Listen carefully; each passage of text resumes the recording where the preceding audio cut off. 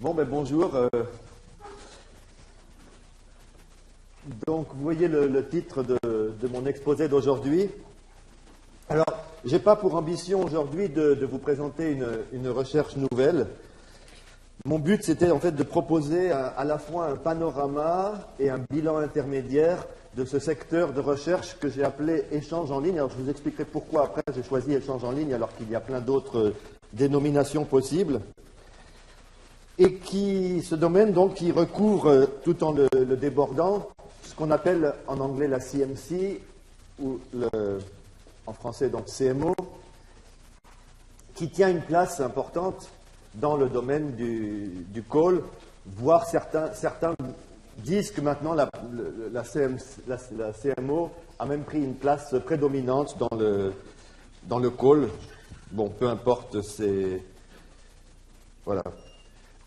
Alors, je vais quand même, malgré la présentation qui a précédé de ce que je fais, mais je vais quand même me présenter, dire de quel point de vue, plutôt que de me présenter, dire de quel point de vue je parle. En fait, je suis chercheur en ALAO depuis très longtemps. Au départ, j'avais fait des didacticiels qui se basaient d'ailleurs sur du traitement automatique, sur de la génération automatique de texte. Ensuite, j'ai travaillé sur des CD-ROM multimédia, aussi bien d'apprentissage du français que des CD-ROM grand public. À l'époque, on espérait pouvoir exploiter en classe, et en fait, ça n'a pas bien marché, pour des raisons que je n'ai pas le temps d'aborder maintenant. Et puis, depuis 2002, en fait, je suis tombé dans le bain des échanges en ligne, alors que j'étais responsable du département de français langue étrangère et que nous lancions une maîtrise entièrement à distance, suivie par Internet. Donc, j'étais un des premiers à faire, en 99-2000, à faire un suivi par Internet d'un cours de maîtrise. Et je dois dire que c'est cette expérience-là qui m'a peut-être le plus marqué, le plus passionné. Et donc, depuis 2002, mes recherches sont quasiment exclusivement dans le domaine de la communication médiatisée par ordinateur. Voilà, donc j'ai déjà expliqué hier à la table ronde donc, que je formais des enseignants dans différents diplômes que j'ai évoqués hier. Et en fait, en préparant cette conférence, je me disais, mais finalement, est-ce qu'il y a un point commun entre ce que je faisais au début et ce que je fais maintenant? Parce qu'au début, c'est quand même pas du tout pareil de faire des didacticiels. Et en fait, j'ai trouvé le point commun. C'est... alors, ça serait la question, que font les outils aux interactions? Et alors, aux interactions verbales, là, je ne suis pas entièrement d'accord avec la définition d'interaction qui a été donnée hier. Moi, je ne parle pas d'interaction. Je sais qu'il y a un domaine de recherche qui s'appelle les interactions homme-machine. Mais j'ai tendance à dire que je préférerais qu'on utilise un autre terme que interaction dans ce cas-là quand c'est avec une machine. C'est tellement différent d'avoir une interactivité, je préfère ce mot, avec une machine que d'avoir une interaction avec un être humain que j'ai du mal à utiliser le même terme pour les deux. Donc, que font les outils aux interactions verbales? Eh bien, déjà, avec mes didacticiels, j'écrivais dans la notice d'utilisation que c'était bien de les utiliser en mettant les enfants à 2 ou 3 devant un ordinateur et en les faisant interagir. Donc le logiciel faisait que les apprenants interagissaient.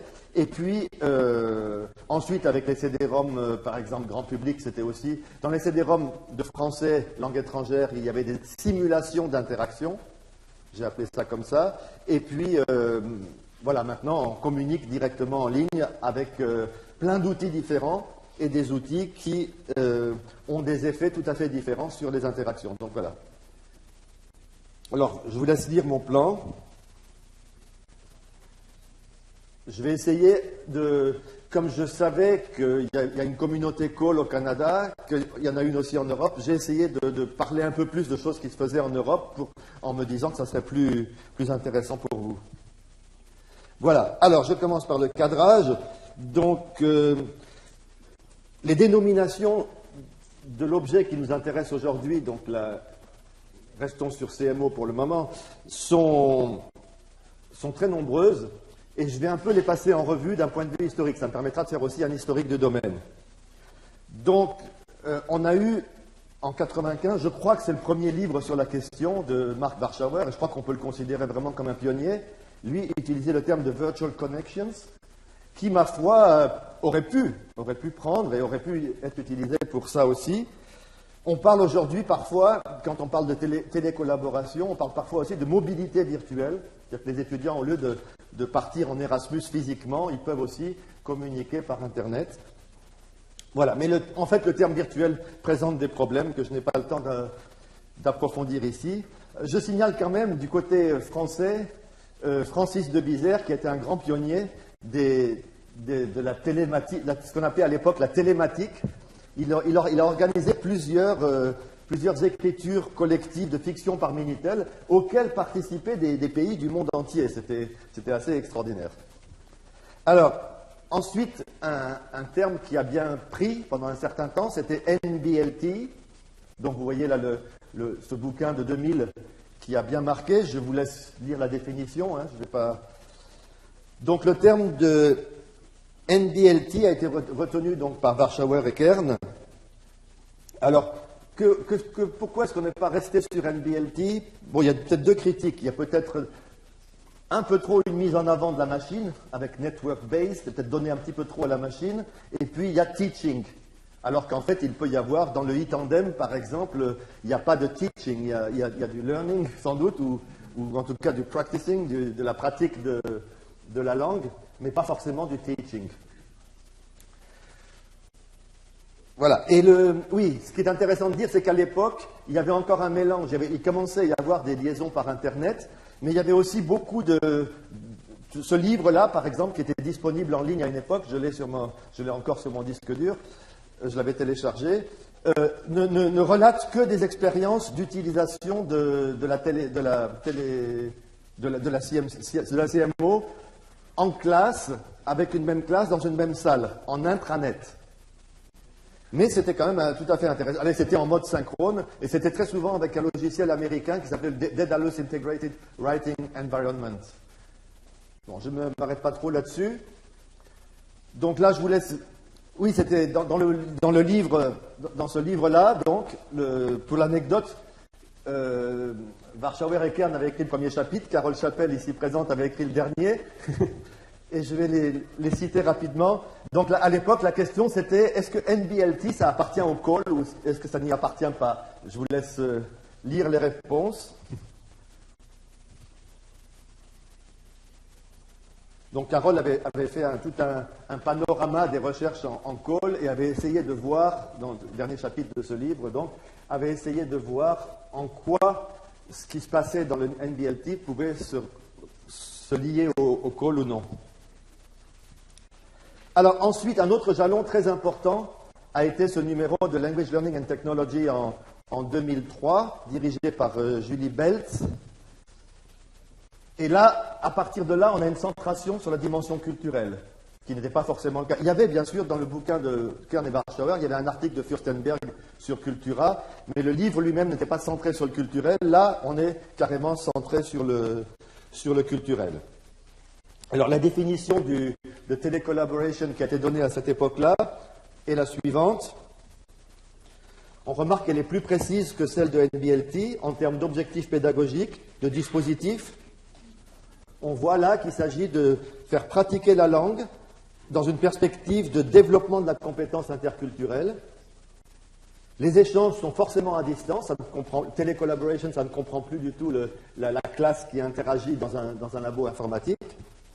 Et ils sont à la fois intégrés à un curriculum, très important, ça ce terme d'intégration, j'y reviendrai, et encadrés par un expert. Lingua cultural expert.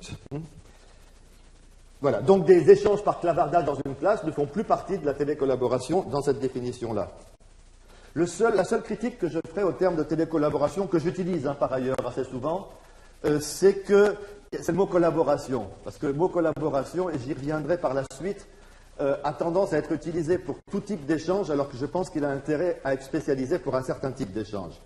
Mais sinon, c'est un terme qui continue à être utilisé. Alors, un terme un peu plus barbare, qui n'a été utilisé que par les auteurs de ce livre, c'est ICFLE. C'est vrai que c'est c'est pas très facile à prononcer, mais ce livre est tout à fait passionnant et relate beaucoup d'expériences, elles aussi, toutes avec des objectifs d'interculturel, de développement de la compétence interculturelle. Alors voilà comment forme qui est une des personnes connues, très connues du domaine, justifie l'acronyme ou le sigle ICFLE. Donc il voulait qu'il y ait la dimension culturelle, ce qui est tout à fait... C'est vrai, dans Télécollaboration, on ne dit pas qu'il y a une dimension culturelle. Et puis il y avait l'idée d'éducation. Je pense que là, il y a aussi une prise de distance par rapport à la Second Language Acquisition Research. Voilà, je ne m'approfondirai pas là-dessus parce que ça serait trop long. Alors ensuite, en Europe, cette fois-ci, est paru ce livre de Robert O'Dowd. Robert O'Dowd est devenu une des personnes, un des leaders, disons, de la télécollaboration en Europe. Il dirige d'ailleurs actuellement, il coordonne actuellement un projet européen dans lequel mon université est partenaire. Je vous donnerai le nom. Le nom de ce projet, c'est Intent, mais je vous déclinerai le sigle un peu plus loin sur une autre diapo. Alors, les échanges interculturels en ligne dans ce livre sont définis à peu près de la même manière que Bence le faisait pour Télécollaboration. Il n'y a rien de bien nouveau. Ce livre met en avant 3 modèles. Je reviendrai à ces modèles de télécollaboration. Ce livre met en avant 3 modèles de télécollaboration et puis un certain nombre de problématiques, et notamment un chapitre de Melinda Dooley sur les outils, un chapitre que j'ai trouvé personnellement très intéressant dans ce livre, donc sur justement quels outils choisir pour faire communiquer les étudiants en ligne. Et c'est une des questions centrales qu'on est amené à se poser. Alors le seul défaut que je trouve à ce Online Intercultural Exchange, dans le projet Intent, on utilisait ce terme en le siglant OIE. Le seul défaut que je lui trouve, c'est qu'il y a quand même parfois des échanges en ligne qui n'ont pas de charge culturelle, où il n'y a pas l'interculturel n'est pas forcément Là, c'est par exemple un article que j'ai écrit avec une de mes thésardes, Katerina Zuru, sur des échanges entre mes étudiants de Grenoble et des étudiants espagnols, où d'abord les étudiants espagnols avaient un niveau linguistique faux débutant, donc il n'y avait pas moyen de beaucoup parler de choses culturelles ni rien, et surtout, en plus culturellement, c'était pas très différent. Il n'y a pas beaucoup de différence. Et c'est surtout donc l'aspect langagier qui était important. Comment mes étudiants allaient-ils s'y prendre pour corriger les étudiants espagnols, notamment au plan phonétique, parce qu'il y avait quand même de gros problèmes. Donc, il existe des échanges de télécollaboratifs qui ne sont pas à visée culturelle, il faut le dire, interculturels. Oui, juste pour la petite histoire, donc il y a eu un numéro l'année dernière. Il y a eu encore une autre dénomination, Multilateral Online Exchanges, qui là utilise le terme que j'ai pris pour le titre de ma conférence, donc les échanges en ligne.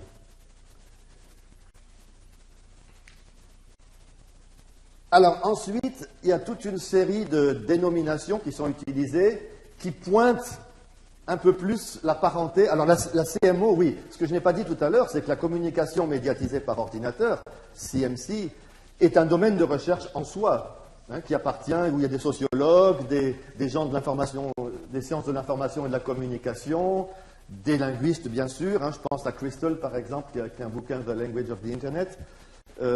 En France, il y a Jacques Canis, qui était mon directeur de thèse, qui avait écrit un livre déjà en 1998 sur toutes ces histoires-là. Donc, il y a un domaine de recherche qui n'a pas du tout de préoccupation éducative. Alors, on voit que, par exemple, Richard Kern, dans un numéro spécial du Français dans le monde Recherche et Application, dont je vous montrerai la couverture un peu plus tard, il parle de CMC. Tout au long de son article, il parle de CMO pour parler des échanges en ligne. Dans le même numéro, avec une collègue de Grenoble, on a parlé, nous, de communication pédagogique médiatisée par ordinateur. On a rajouté un P au milieu pour dire que c'était un secteur particulier du CMO, mais en faisant ça, on voulait se rattacher à la communication médiatisée par ordinateur, ce qui nous paraissait intéressant parce que dans la CMO, il y a un aspect à la fois linguistique et une grande prise en compte des outils de communication, ce qui nous intéressait beaucoup. Donc, notamment, on a parlé hier d'affordance. Justement, moi je ne dirais pas les affordances des outils, moi je dirais plutôt que les gens et les outils créent des affordances, c'est-à-dire des manières de fonctionner ensemble. Enfin, c'est pas moi qui ai inventé ça.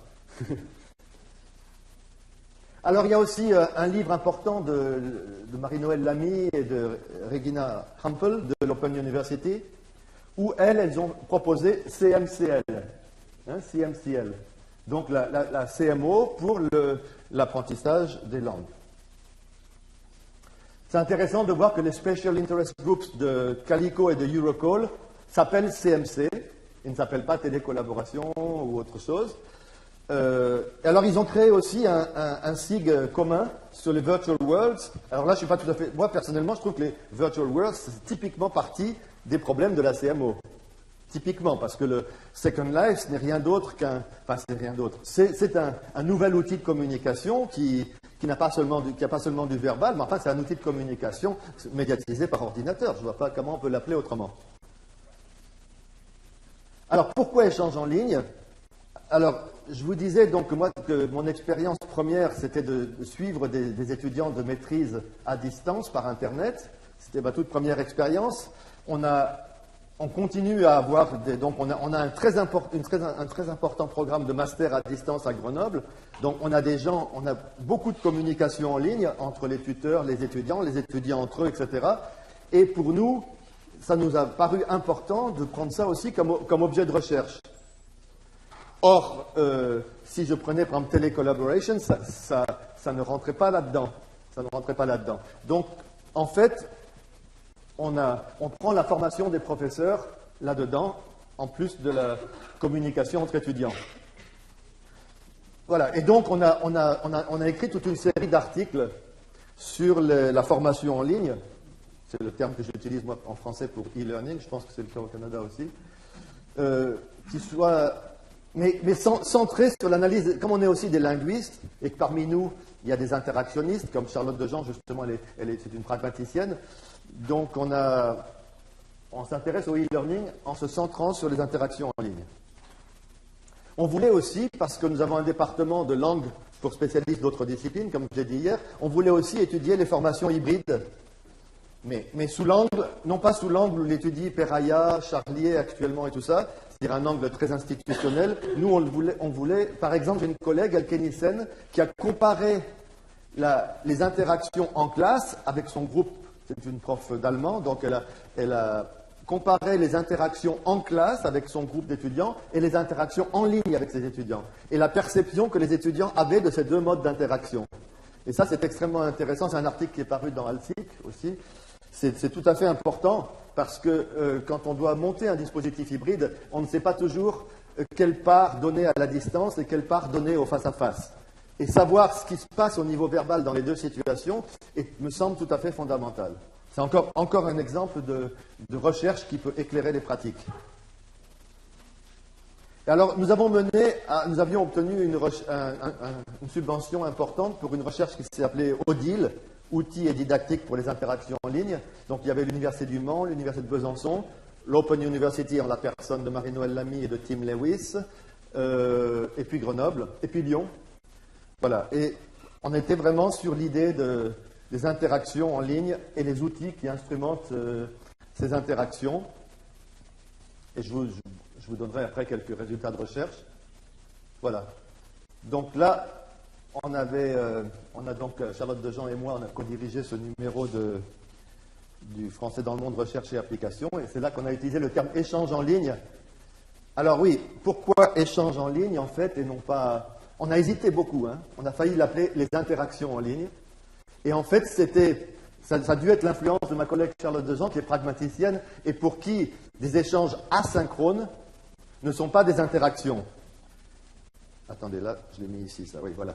Donc les échanges, elle se réclame de Kerbrat Orekioni, qui est une analyste de la conversation, et qui dit que un clavardage, à la rigueur, ça pourrait être de l'interaction, parce que c'est en temps réel, qu'il y a une réaction directe à l'autre, mais pour elle, les échanges à distance, asynchrones, ne seraient pas des interactions. Donc du coup, pour respecter cela, on a utilisé le terme échange.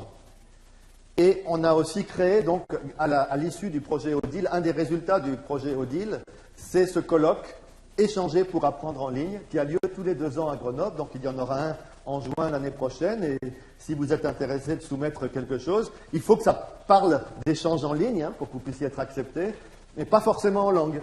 ça peut être en formation de professeur, ça peut même être dans une autre discipline. C'est un colloque qui est à peu près de la même taille que ce colloque-ci, et qui commence à créer une petite communauté en Europe autour des échanges en ligne.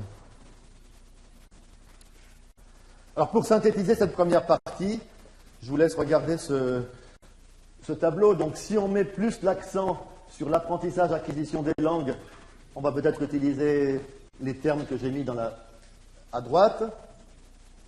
C'est pas exclusif, hein, c'est juste pour montrer qu'on peut mettre l'accent sur différentes choses, en fait.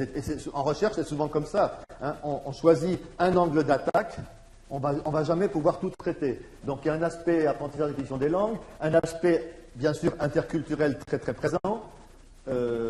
Donc à ce moment-là, on va utiliser des termes comme télécollaboration, ICFLE ou OIE. Après, si on s'intéresse plus spécifiquement, comme c'est notre cas à Grenoble, sur les effets des outils sur les interactions, on va plutôt se réclamer de la communication médiatisée par ordinateur parce que c'est son domaine. Alors la prise en compte des dispositifs hybrides et à distance, elle est souvent le fait de chercheurs qui sont plus en sciences de l'éducation. Par exemple, on trouve des articles là-dessus dans la revue Distance et Savoir, qui est une revue de sciences de l'éducation. Et on va avoir des choses comme la formation ouverte et à distance, Open and Distant Learning. Le colloque EPAL, CPMO, CMCL aussi quand même.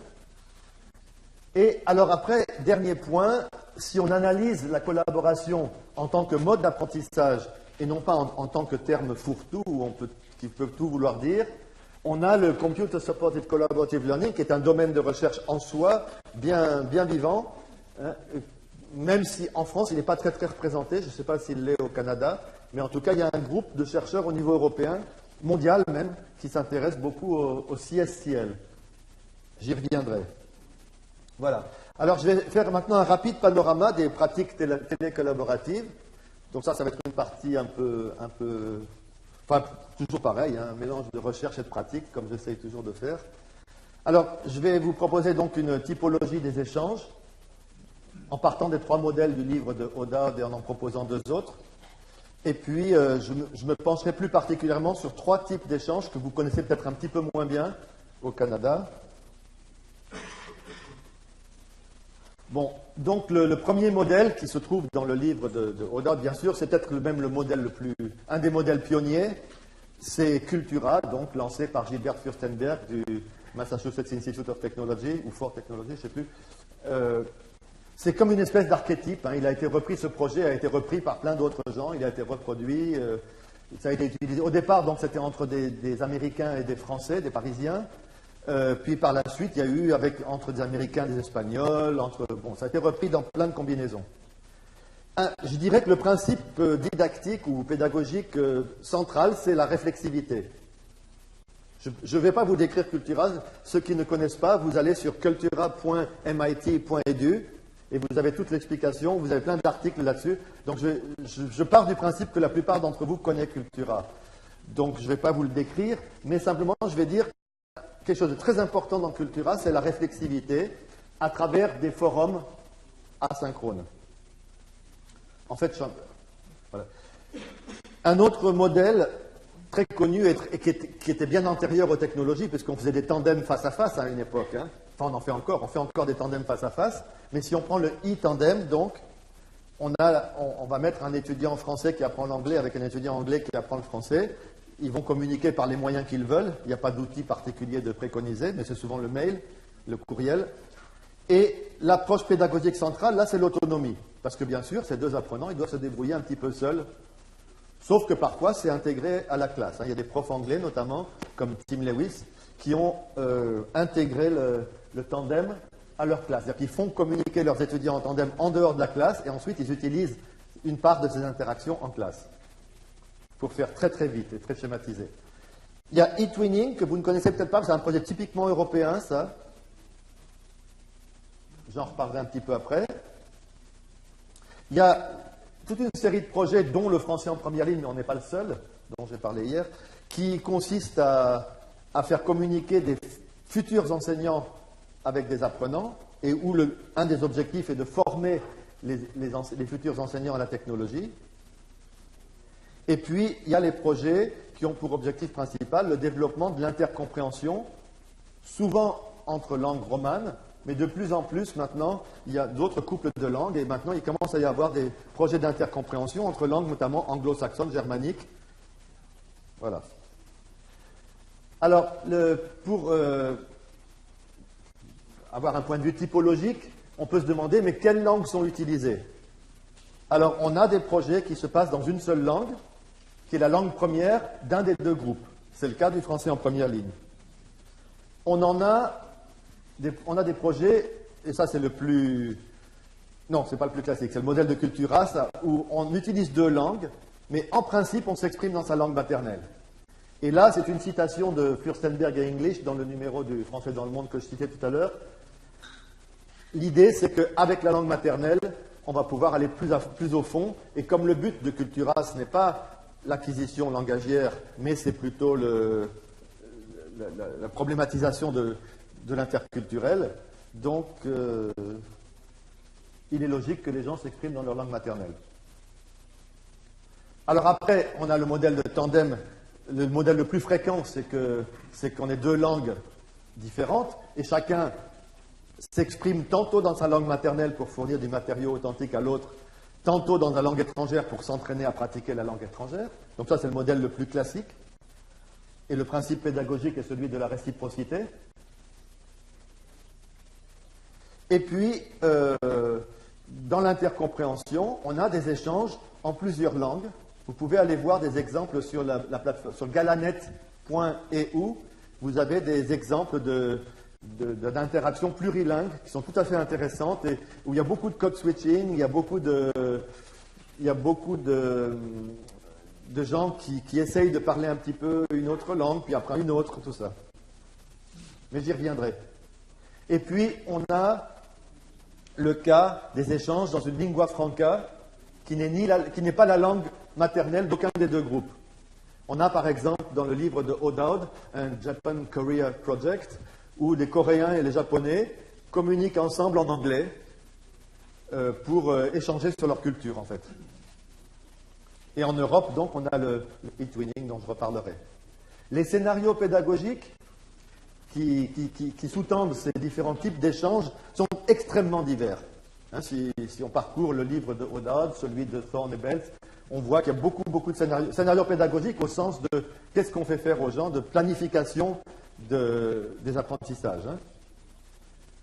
Donc le projet dont je vous parlais tout à l'heure, justement, on est en train de faire une plateforme qui devrait être ouverte d'ici quelques mois, une plateforme pour aider les gens à monter des échanges et où on mettra justement des études de cas de certains scénarios pédagogiques, études de cas très détaillées, mais très pratiques, ce n'est pas un truc de recherche, et puis une banque de données de tâches qu'on peut utiliser en télécollaboration. J'entendais quelqu'un hier dans un atelier me dire « mais c'est difficile de trouver des tâches qui fassent vraiment interagir les gens ».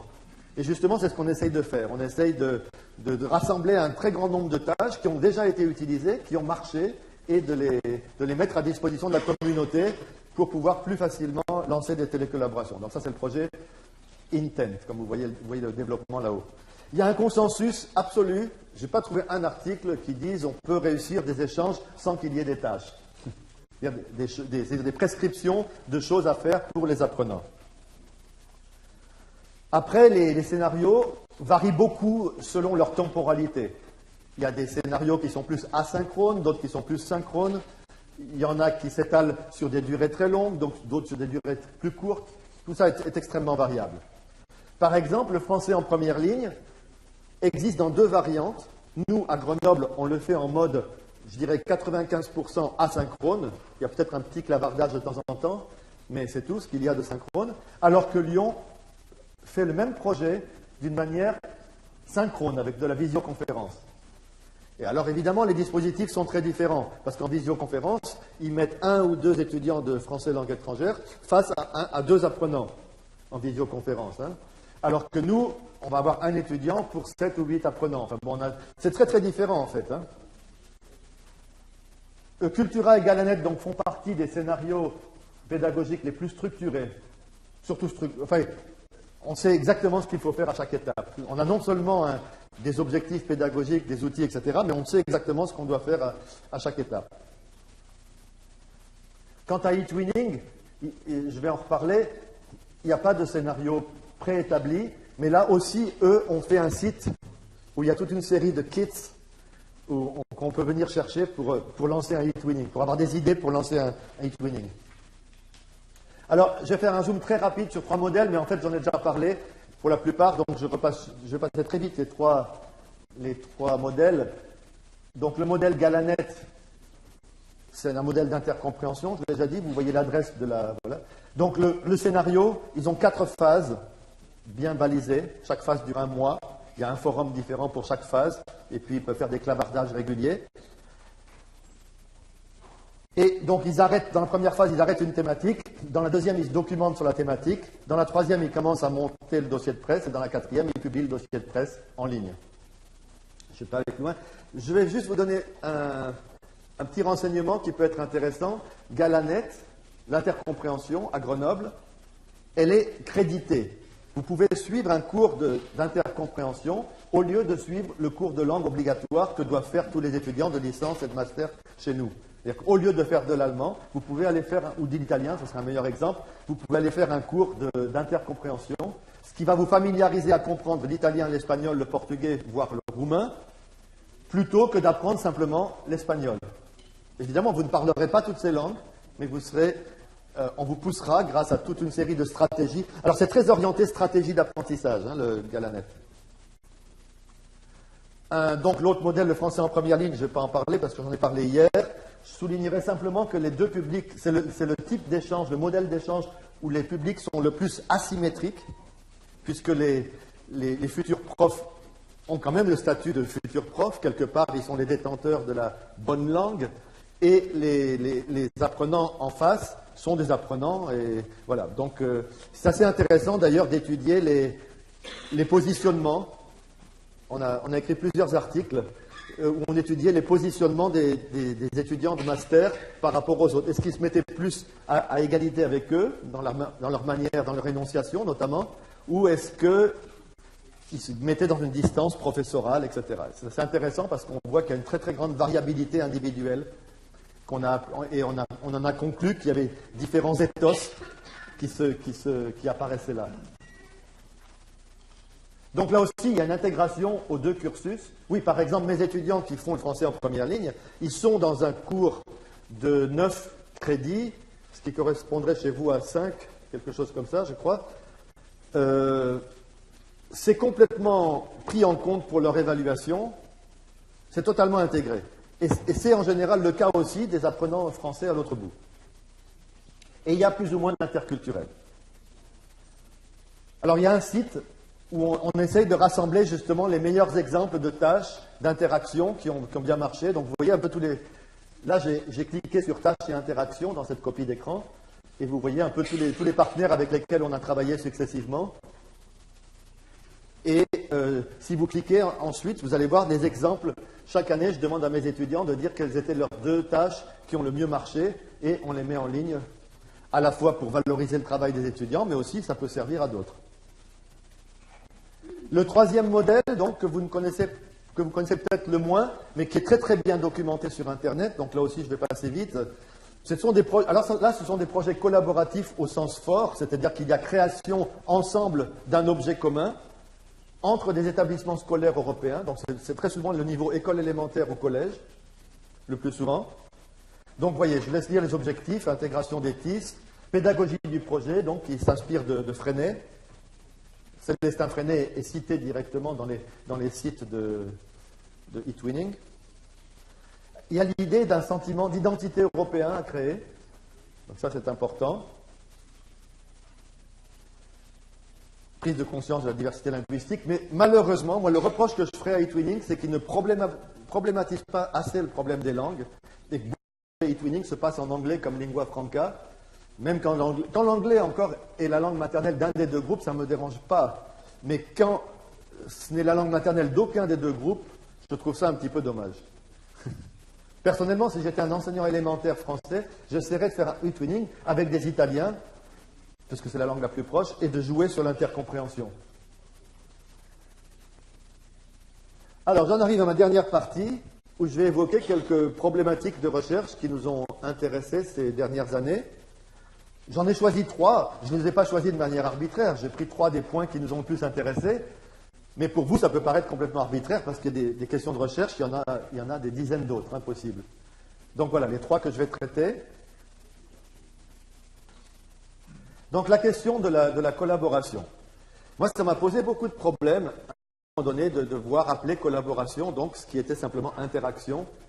Et bon, c'est vrai que dans une perspective d'apprentissage des langues, dans une perspective acquisitionniste, notamment quand on parle des séquences potentiellement acquisitionnelles qui ont été théorisées aussi bien d'ailleurs du côté américain que du côté français, on peut dire que arriver à communiquer avec quelqu'un, c'est toujours une forme de collaboration. Mais c'est quand même un sens un peu détourné quoi, du mot. Hein. Donc moi je préfère garder collaboration dans la définition du CSCL, c'est-à-dire il y a 2 critères en fait. Hein. Il y a 2 critères pour qu'on puisse appeler un travail en commun une collaboration. Je vous laisse lire. Et j'ai toujours, personnellement, tout ce que j'ai lu sur la télécollaboration, c'était comme étude empirique, c'était toujours des petits groupes. Je n'ai jamais vu des groupes supérieurs à 5 ou 6 apprenants. Donc il semblerait qu'il soit impossible de collaborer vraiment à 20 par exemple. Hein. En tout cas, j'ai vu aucun article où ce soit le cas. Par contre, on peut communiquer à distance à 20, à 30, à 40. Dans le cas de ma maîtrise, de ma première expérience, j'avais 80 étudiants inscrits, 40 qui ont participé au forum en ligne. Mais ce n'était pas de la collaboration. Bon, Carole a bien posé la question hier de la méthodologie qualitative ou quantitative. Hein. Je suis entièrement d'accord avec l'idée de mélanger les deux, et très souvent on commence par mesurer des choses et puis ensuite on les analyse plus finement avec du qualitatif. Je ne vais pas m'appesantir là-dessus. On est quand même à Grenoble plutôt qualitativiste. Hein. On est encore très ancré en sciences du langage, si vous voulez. Mais c'est vrai que même encore, c'est une vision française des sciences du langage quand je dis ça. Bon. Alors, voilà, je vais vous donner 2 exemples d'articles. Alors, le premier article est disponible, il est dans la revue Calico Journal, donc il est en anglais. Je l'ai écrit avec ma collègue Elke Nissen, que j'ai déjà évoquée, donc qui est maître de conférence d'allemand à Grenoble, et elle est membre aussi du comité de rédaction de la revue Alsic. Donc, on a repris ça. Elle avait fait une thèse en sciences de l'éducation sur des cours d'anglais en ligne qu'elle avait elle-même organisés et encadrés, animés. Et elle avait fait varier un facteur. Elle avait fait varier un cas où les étudiants travaillaient par groupe de 3 et un cas où ils travaillaient individuellement avec le tuteur. Dans sa thèse, elle n'avait pratiquement pas fait d'analyse qualitative. C'était pratiquement que du quantitatif. Et on a repris, mais elle avait bien gardé son corpus. On avait tous les exemples d'échanges entre les étudiants. Donc on a bien gardé... Ah ben, je vais accélérer un peu alors. Et donc on a examiné un peu ce qui se passait de très très près, de manière très très détaillée. On a regardé un peu ce qui se passait entre ces étudiants. Pareil, on a fait pareil avec 2 formations de profs à distance. Une formation qui était collaborative, il y avait vraiment production d'un objet commun par petits groupes, et l'autre qui ne l'était pas. Et on a regardé si les interactions différaient beaucoup ou pas. Première constatation, l'approche par tâche n'implique pas forcément la collaboration. Dans une des formations de profs, celle qui n'est pas collaborative, il y avait des tâches régulières à faire, mais elles étaient faites individuellement. Le résultat de la tâche était déposé sur un forum, tout le monde pouvait le lire, mais il n'y avait pas nécessité de négocier le produit. On a remarqué que dans les situations non collaboratives, on a pu noter qu'il y avait une interactivité plus ou moins marquée. Alors l'interactivité a été définie en tout premier par une Québécoise, France Henry, de la TELUC. Ça a été repris par Boulen, un Canadien anglophone, oui c'est ça, qui a fait une thèse sur la formation en ligne. Et ensuite, on l'a repris en France avec Masperi et Quintin, etc. Donc c'est le degré, on regarde dans des interactions asynchrones, non collaboratives, si les gens se citent les uns les autres, s'ils se répondent les uns aux autres, s'ils disent des petits mots comme Jules, je pense que, etc. Bon, et plus il y a de marques comme ça, alors il y en a des explicites et des implicites, plus il y a d'interactivité. Donc c'est une notion assez intéressante quand on n'est pas en collaboration. Quand on est en collaboration, il y a forcément de l'interactivité, sinon le groupe se casse la figure. Hein. Voilà, donc on a vu que les échanges dans le cas de la collaboration étaient totalement différents des échanges dans les autres cas que je vous nommerai ensuite. Notamment, c'est beaucoup plus proactif. Les étudiants doivent être beaucoup plus proactifs. Ils doivent s'organiser eux-mêmes. Ils ont un tuteur, bien sûr, qui les aide, mais c'est eux qui ont l'initiative dans la collaboration. Et donc, ça demande beaucoup plus d'autonomie. Ce qui a pour conséquence qu'il ne faut pas faire collaborer des gens dont on pense qu'ils n'ont pas la maturité pour le faire. Alors, on a constaté aussi dans le cas du corpus de Elke Nielsen que le scénario réalisé était parfois différent. Alors, elle avait un scénario collaboratif. Les étudiants devaient rédiger une synthèse par 3. Et on s'est rendu compte qu'il y avait beaucoup de groupes qui allaient au plus pressé. Il y avait un qui parlait un petit peu mieux anglais que les autres, puis qui disait You make the first part, I make the second part, bon, etc. Ils se divisaient les parties à faire, chacun faisait une partie totale, et ils ne discutaient même pas après pour les assembler. Ils les copiaient-collaient bout à bout. Et donc ça, on a appelé ça de la coopération, hein, parce qu'il y a quand même un objet commun qui est produit, mais sans que tout soit négocié. Alors voilà, on est arrivé à ce tableau où on a trouvé, alors on pourra peut-être en trouver d'autres, hein, on ne prétend pas être exhaustif, mais on a trouvé en tout cas qu'il y avait de la mutualisation, qu'il y avait donc des scénarios qui utilisaient plutôt la mutualisation, la discussion, la coopération et la collaboration.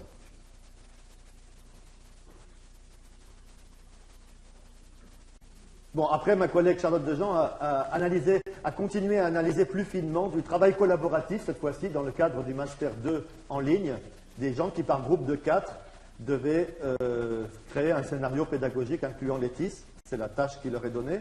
Ils ont 2 mois pour faire ça, et ils collaborent. Elle a regardé, c'est dans la revue Alsic, ça. Elle a analysé très très finement. Elle a pris le groupe dont les profs pensaient intuitivement que c'était le groupe qui avait le mieux marché, et elle a voulu voir s'il y avait des marques qui pouvaient expliquer que ce groupe avait bien fonctionné. Et effectivement, elle a trouvé pas mal de marques. Bon. Alors, sur l'effet des outils sur les interactions, bon, il y a justement, c'est O'Rourke, qui est un didacticien des langues irlandais, donc qui parle des affordances d'une manière un peu différente de celle de ce qu'on a entendu hier, c'est-à-dire les affordances, c'est ce que construisent les usagers avec les outils, ensemble. Et ça se rapprocherait presque plus de ce dont parlait à la fin Marie-Josée, c'est-à-dire des théories d'instrumentation, en fait, de Rabardel. Hein. Mais je n'ai pas le temps de me... Alors justement, moi j'ai beaucoup, sur ce plan-là, sur ce plan des affordances, de tout ça, j'ai beaucoup étudié les forums, parce que c'était l'expérience aussi pratique que j'avais à un moment donné, et j'ai écrit plusieurs articles assez approfondis sur les caractéristiques des forums. Alors qu'est-ce que j'ai trouvé? J'ai trouvé, à la suite d'autres d'ailleurs, que c'était bon d'avoir la tâche et le forum qui ne soient pas à 3 km l'un de l'autre, qu'on puisse voir la consigne de tâche, puis avoir un seul clic et pouvoir la réaliser, comme on arrive à le faire dans Moodle, mais pas forcément dans d'autres plateformes. La prise en compte du caractère public du forum, tout le monde peut lire tout dans un forum, donc il faut faire attention pour les corrections, il ne faut pas faire des remarques blessantes qui seraient vues par tous. Alors ça, je l'explique à mes étudiants. Et puis, alors, à la suite de Kia, j'ai pu montrer que la structure des interactions, que les forums qui montrent la structure des interactions, donc, avaient souvent un déroulement plus cohérent. J'en arrive à mon dernier point de recherche, la dimension socio-affective du tutorat.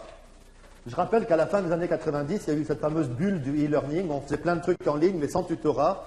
Et que donc le tutorat n'a pas toujours été considéré comme quelque chose d'évident, de nécessaire. Je pense que maintenant, c'est à peu près établi qu'on ne peut pas faire une bonne formation en ligne sans tutorat. Et du coup, se pose la question du côté socio-affectif, dans le cas notamment des formations entièrement à distance. Il faut que se crée ce qu'on appelle, moi ce que j'ai appelé lien social, que les Américains appellent community. Alors là, voilà, j'aime bien donner cet exemple-là parce que c'est une étudiante qui est arrivée en retard dans la formation, qui est rentrée dans les forums et puis qui m'a envoyé ce courriel.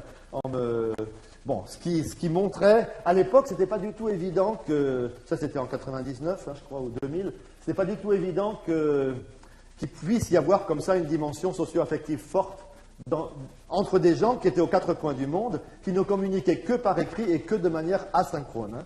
Et pourtant, vous voyez... Alors, il y a eu 2 thèses là-dessus, 2 thèses que j'ai co-dirigées. où ils analysent les interventions tutorales selon les deux méthodes, d'ailleurs quantitative et qualitative. Voilà. La thèse de Quintin, je vous l'ai dit, c'est assez amusant. Il a fait un dispositif hyper compliqué.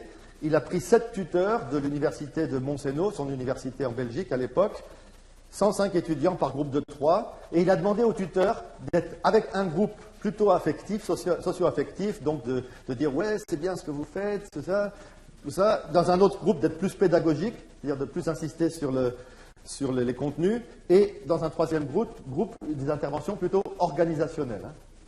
Alors, ce qui est très intéressant, c'est que de manière statistiquement significative, ce qui est rare hein, dans ce type d'études, le tutorat affectif, c'est celui qui a fait le plus progresser les étudiants.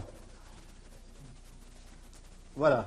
Alors, je vais passer un peu vite sur les derniers points, hein, et je m'en excuse, mais toutes ces choses-là sont documentées. Les 2 thèses que je viens de vous citer sont disponibles en ligne, donc si c'est à chacun, selon son domaine d'intérêt, d'aller se documenter plus en profondeur.